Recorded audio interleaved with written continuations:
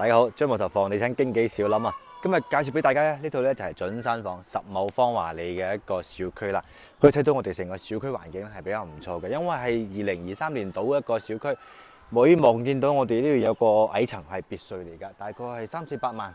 而家我哋呢啲高層位置咧，單價去到1萬出頭，係比較新嘅一個小區，一共有8棟小區㗎，有7棟係住宅，1棟公寓，同埋有10棟我哋一個別墅。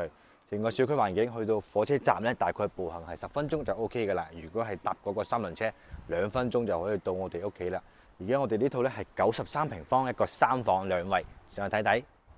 上到嚟單位咧，睇到呢個係屬於交樓標準嚟嘅，一日都未住過啊！2023年交樓一個新樓啊，都比較熟悉嘅。而家呢個係戶型比較方正，最緊要我哋呢個露台咧係朝住南向，採光同埋一個通風效果係非常之好啊！望到我哋山景。呢個大型小區呢，而家開盤價嚇，啱開賣嘅時候係去到2萬幾蚊一方，咁而家在售呢係1萬到嘅啫，即係 total 總價都係100個，拎翻入住呢種咁嘅狀態。而家交樓標準呢邊擺個3門冰箱冇問題，然後 L 字形嘅，帶一個生活露台，非常之舒服嘅一個環境啊！因為你新樓肯定有新樓嘅好處㗎。而家呢個睇到我哋嘅裝修交樓標準都話 OK， 有做吊頂，有做眼眉線。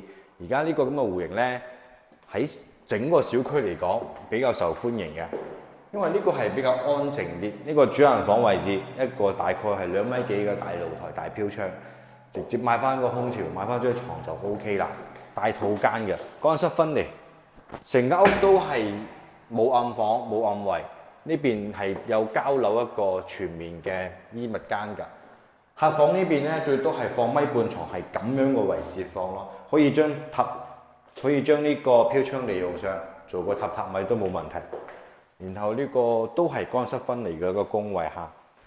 呢邊呢間客房咧採光比較好啲，兩面採光，做咗雙層間玻璃嘅，而家全部係雙層嘅。而家我哋總數 total 係100個直接上車，即係睇啱都仲可以傾嘅。有興趣帶你哋睇睇。